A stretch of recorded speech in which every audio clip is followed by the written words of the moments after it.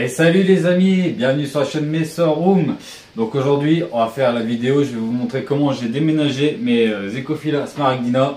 Alors ça a été un peu la galère, mais maintenant elles ont un grand terrain et je vais vous expliquer tout ça.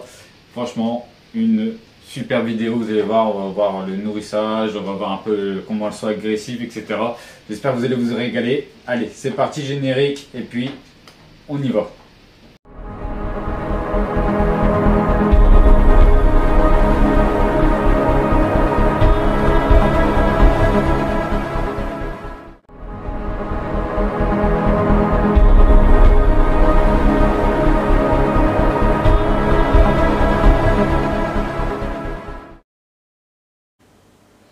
Donc là voilà, c'était leur premier terra, donc là où elles ont fondé, et puis maintenant on voit que ça a vraiment fait un très beau nid dans les feuilles.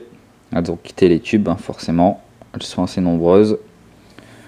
On estime à peu près un peu plus de 500 ouvrières, mais bon, difficile de faire vraiment, de voir vraiment. Là on voit le nouveau terra, donc on va dire qu'il fait à peu près 4 fois plus grand que l'ancien. Donc là on a les grilles pour une meilleure aération en haut et en bas par rapport à l'ancien qui avait que les aérations en haut. On a la sonde qui est ici et le tapis chauffant qui est au dessus, mais on verra qu'à la fin j'ai dû le changer parce que ça n'allait pas, mais franchement il y a de la place. Et j'ai dû refaire aussi les silicones en bas pour dire que, être sûr que l'eau ne s'en va pas.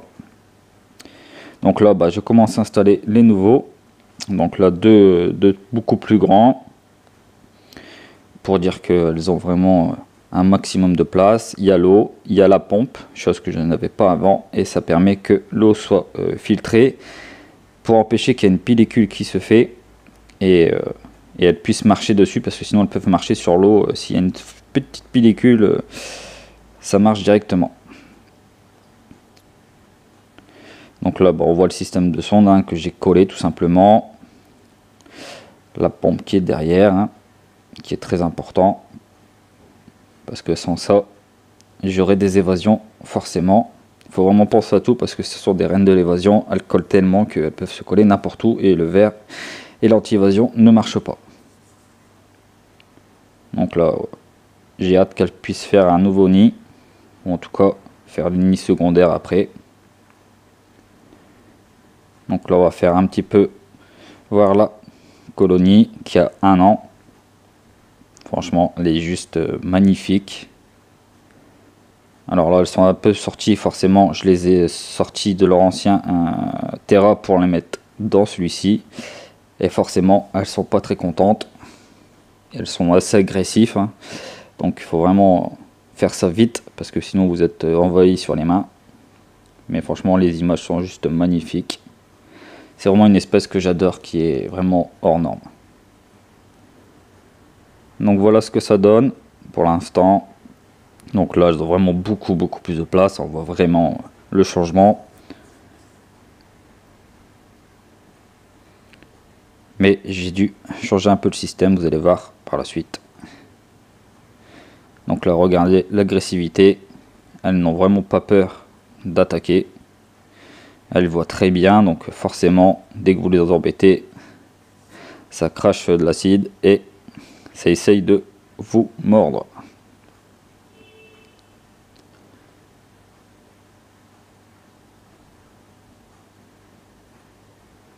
Donc là on va les voir, elles sont en train de tisser d'agrandir le nid en fait. Donc on voit vraiment les ouvrières qui s'accrochent entre les feuilles.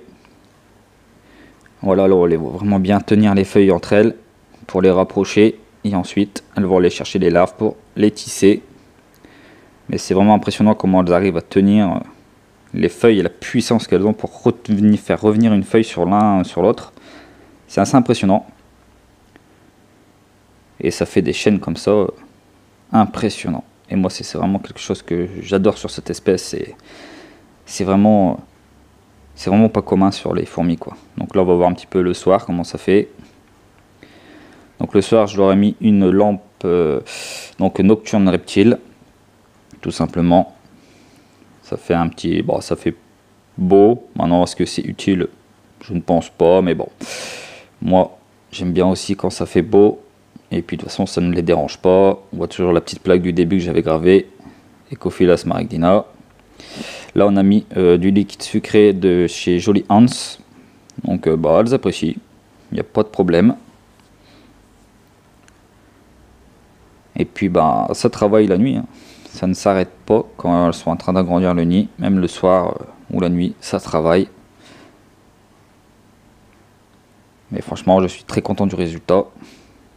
Et voilà les amis, donc on arrivait vraiment à la fin, donc on peut voir un petit peu le système, donc je vais vous expliquer. Donc ici on a à peu près 1, 2, 3, 4, 5, on a 5 petits arbres, donc franchement c'est le top. On a le nid principal qui est ici, on a une lampe chauffante de 25 watts, on a un tapis chauffant qui est derrière, comme ça chauffe en même temps l'eau et ça permet d'avoir une bonne humidité. L'avantage sur ce terrain là, c'est qu'il y a une ventilation qui est ici et une en hauteur. Donc franchement bah, top. Après j'ai l'éclairage automatique qui se déclenche le soir pour avoir voilà, une belle vue sur la colonie. Donc là la colonie elle a à peu près 1 an. Elle doit être au moins à 500 ouvrières, hein, mais au moins un minimum. Et franchement c'est un régal. Donc franchement une belle réussite pour moi. Je suis bien content qu'elle soit là et puis que bah, on va pouvoir faire un suivi. Mais vous voyez c'est déjà bien agressif. Donc là je vais être tranquille un petit moment avec ce setup là. Et après bah, on ira sur un terrain vraiment, voilà, le grand terrain pour une installation définitive. Donc le terrain fera au moins 2 mètres de haut, au moins 1,50 m de large et au moins 1 mètre de profondeur. Donc ça sera pour plus tard. Pour l'instant on est sur ça. C'est pour ça que j'ai aussi réduit pas mal le nombre de fourmis que je possède. Comme ça je peux avoir des grosses colonies sur certaines espèces. Surtout celle-là elle est super intéressante. Elle est vraiment hors norme dans son attitude, dans sa façon de construire son nid, etc. Franchement, c'est une superbe espèce. Donc j'espère que vous êtes régalés. N'oubliez pas de vous abonner, de mettre la petite cloche de notification et puis de mettre surtout un petit commentaire. Ça fera toujours plaisir. Allez, bisous à tous!